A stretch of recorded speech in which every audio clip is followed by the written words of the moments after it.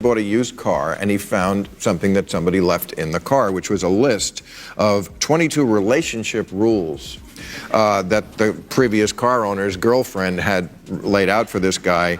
And the guy posted it on the internet. This is real, and it became viral. Things like, you are not to have a single girl's phone number. You are not to look at a single girl. I am allowed to do a phone check whenever I please. You are not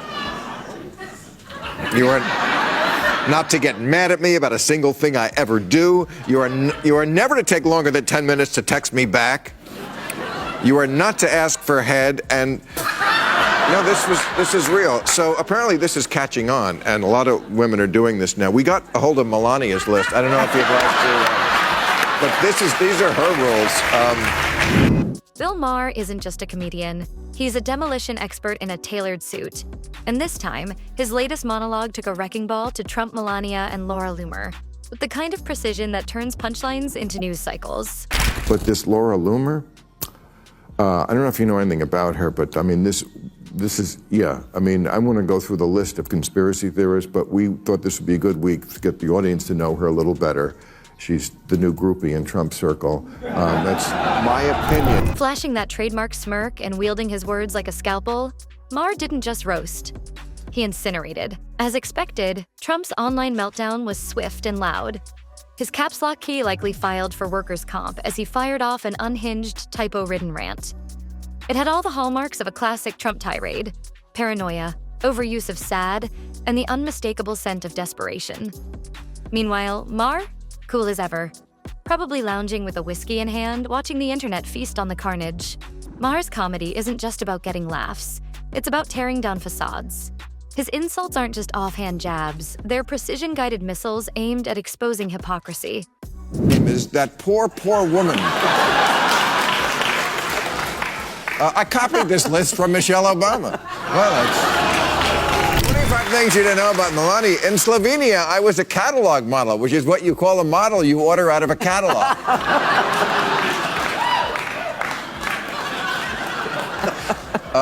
I have no first language. I hope I inspire little girls everywhere to marry for money. Oh, that's so sweet. Trump's hair isn't held up by hairspray. It's just clinging to his head out of fear of being sued. And then came the finishing blow. I keep having this nightmare where I'm suffocating under a massive orange blob, and every time I wake up, I realize it's just the country in 2024. By the time he was done, the audience was gasping between fits of laughter, while Trump's inner circle likely scrambled to spin it into something less humiliating. But Maher wasn't finished. He had one more ace to play. He pointed out what most political strategists have failed to weaponize: leverage. The only person who might have the power to truly take Trump down? Melania. He referenced Lysistrata, the ancient Greek play where women ended a war by refusing intimacy. The first ever no-fly zone, as he called it. This wasn't just a roast, it was a tactical airstrike. Trump, Melania, and Loomer weren't just the targets. They were the centerpiece of a gourmet takedown. And as the dust settled, one thing was crystal clear. These are her rules. You are not to leave your girdle on the bathroom floor. You are not to ask for hand. You are not allowed to eat Wendy's in bed. Tell Wendy I can hear her.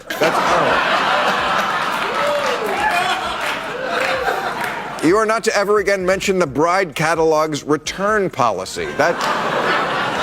Maher doesn't just throw punches. He levels entire landscapes, while Trump, ever predictable, came charging into the wreckage with a flamethrower. Then there was Laura Loomer, whose unwavering devotion to Trump has reached levels that border on a government loyalty program, with hazardous duty pay. Maher painted her allegiance as less about politics and more about a personal identity crisis. I'm all in on Trump, but some of the voices in my head prefer RFK Jr. And then came the cherry on top. Say Beetlejuice 4 times, and you summon me. Maher's humor doesn't just sting, it dissects. He doesn't create satire. He simply points out the absurdity that's already there. His jokes don't just land, they strip away the nonsense until all that's left is reality, raw and ridiculous. Every time I look at my husband, I think of Slovenia's greatest culinary masterpiece, an overstuffed sausage leaking cheese. I once caught Mike Pence stealing glances at himself in my stilettos. And then, of course, there's Trump, the man who can bulldoze through lawsuits, scandals, and impeachments, but crumbles at the first sign of mockery. Maher knows this weakness better than anyone. Trump doesn't just dislike being laughed at. He sees it as an existential threat. It's the one thing he can't sue: silence or spin. That's what sends him spiraling into his signature all-caps keyboard rampage, turning a simple joke into a national spectacle. Maher is a pro at this game.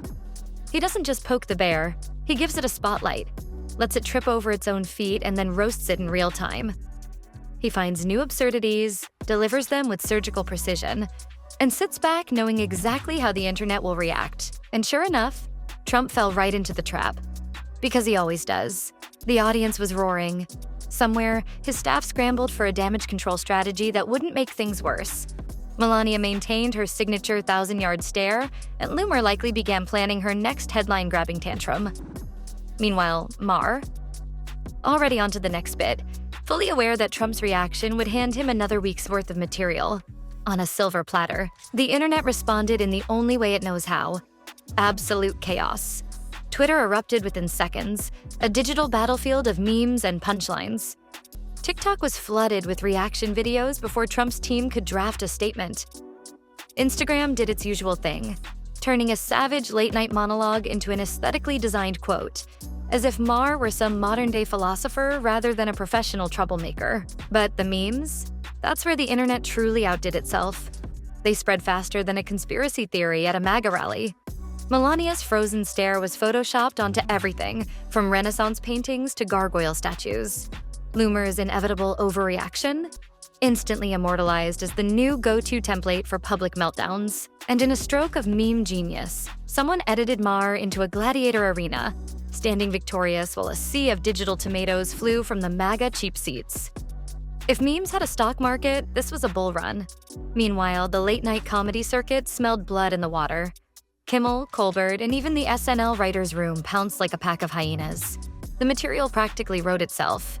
Every show took turns remixing the debacle, amplifying Trump's caps lock meltdown, and adding their own signature digs. If there were a Hall of Fame for late-night moments that generated their own sequels, this saga wouldn't just have a plaque. It would get an entire wing. And there you have it. Bill Maher proving once again that comedy isn't just about making people laugh.